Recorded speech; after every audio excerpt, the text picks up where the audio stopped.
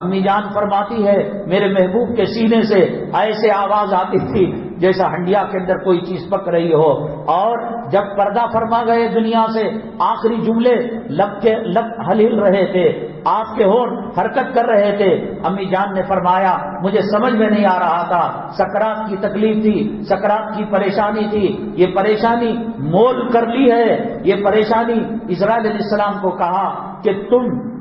قیامت تک آنے والے میری امت مسلمان مرد اور عورت، بچہ بڑا بوڑھا اور چھوٹا بڑا، حاکم و محکوم، اس کو سکرات کے وقت جو تکلیف ہوتی ہے وہ تکلیف میں محبت کو میرے سینے پر ڈالو، میں برداشت کر لوں گا، میری امت کی تکلیف دیکھ نہیں سکتا، میری امت کے سکرات کی پریشانی کو میں دیکھ نہیں سکتا۔ وہ نبی جس کے قدموں سے جنت کے اندر نور آ جاتا ہے، جنت کی خوشبو وہ نبی کی خوشبو کے سامنے پھیکی پڑ جاتی ہے۔ تیری سکرات کی تکلیف، میری سکرات کی تکلیف، تیری جورو بچوں کی سکرات کی تکلیف، میری جورو بچوں کی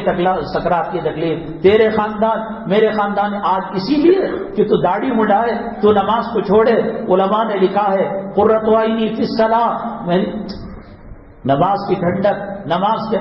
میرے آنکھوں کی ٹھنڈک نماز کے اندر ہے۔ علماء نے لکھا ہے اگر کوئی مرد و عورت نماز کو چھوڑتے ہیں گویا آگ کے اندر نیزے کو گرم کیا جاتا ہے اور نبی کریم صلی اللہ علیہ وسلم کی آنکھوں کے اندر چبایا جاتا ہے۔ مکے والے ستائے بس نہیں تھا، مدینے کے منافقین ستائے بس نہیں تھا، اور مدینے کے یہود و نصارہ ستائے بس نہیں تھا، اب تو آیا نبی کو تکلیف دینے کے لیے۔ حضرت مولانا پیر ذوالفقار صاحب دامت برکاتہ عالیہ نے فرمایا ایک بزرگ ریاض الجنہ میں بیٹھ کر تنہائی میں رو رہے، کہا کہ حضرت کتنی دعا کرو گے، کتنا رو گے، بے ہوش ہو جائیں گے۔ کہا میں نے اللہ سے دعا کی، اے اللہ روضہ مطہرہ میں اور اللہ اپنے نبی کے حجرہ شریفہ میں کیسی حالت میں ہے وہ دکھا۔ اللہ نے یہ قبر اطہر اور میرے درمیان کے پردے ہٹا دیے، میں نے نبی کریم صلی اللہ علیہ وسلم کو دیکھا، سینہ زخمی ہو چکا تھا، آنکھوں سے خون کے قطرے نکل رہے تھے، زبان سے آہ آہ کر رہے تھے۔ میں نے پوچھا اے اللہ کے نبی صلی اللہ علیہ وسلم، آپ کو مکے کے لوگوں نے 13 سال تک جینا حرام کر دیا تھا، آپ کے اوپر اوجھڑی ڈالتے تھے، آپ کو مجنون کہتے تھے، آپ کو پاگل کہتے تھے، آپ کو ساحر کہتے تھے، آپ کو جادوگر کہتے تھے، نہ دن کا سکون تھا نہ رات کا آرام تھا، اور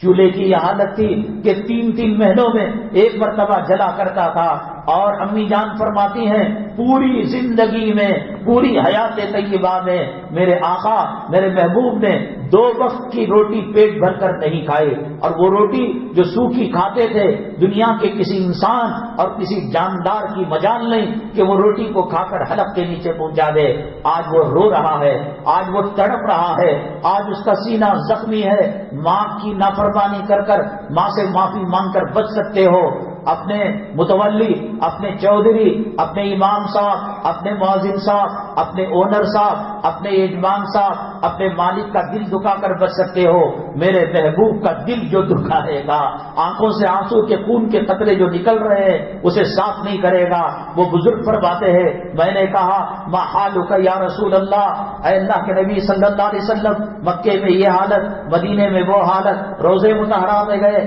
یہاں بھی رو رہے، یہاں بھی خون آنکھوں سے نکل رہا ہے، سینہ زخمی ہے۔ اللہ کے نبی صلی اللہ علیہ وسلم نے فرمایا میری امت کے لیے میں نے نمازوں کو قربان کر دیا، میری امت کے لیے صحابہ کے پیٹ پر 1 پتھر تھا، میں نے دوہرا پتھر میرے پیٹ پر باندھا، میری امت کے لیے کبھی میں نے ایک دسترخوان پر 2 قسم کے کھانوں کو نہیں رکھا، میں نے قربانی والی زندگی اپنائی، میں آرام کی زندگی کو قربان کر دیا تھا۔ آج وہ امت داڑھی مڈاتی ہے، آج وہ امت کی عورتیں بے پردہ کپڑے پہنتی ہیں، بے حیائی کی کپڑے پہنتی ہے، آج امت کے نوجوان سود کے اندر، ڈرگس کے اندر، نشہ کے اندر مبتلا ہوتے ہیں، قرآن کی توہین کی جاتی ہے، اللہ کے گھر کی توہین کی جاتی ہے، تو میرا سینہ زخمی ہو جاتا ہے۔ اے میرے بھائی اپنے کلے پر اس طرح رکھنے سے پہلے تو یہ سمجھنا کہ میں محمد صلی اللہ علیہ وسلم کے سینے کو زخمی کر رہا ہوں، نماز چھوڑنے سے پہلے یہ اندازہ لگانا کہ لوہے کو گرم کر کر میرے آقا کے آنکھوں میں چبو رہا ہو۔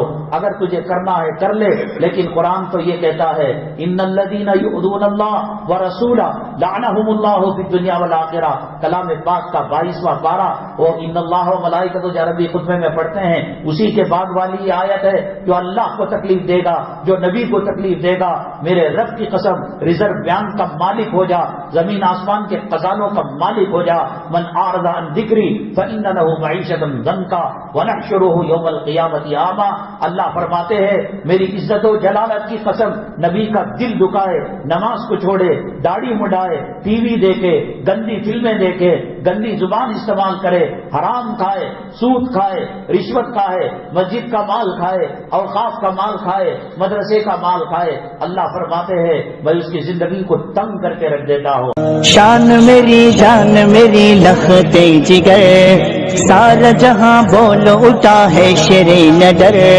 شان میری جان میری لختے جگر، سارا جہاں بول اٹھا ہے شیر نڈر۔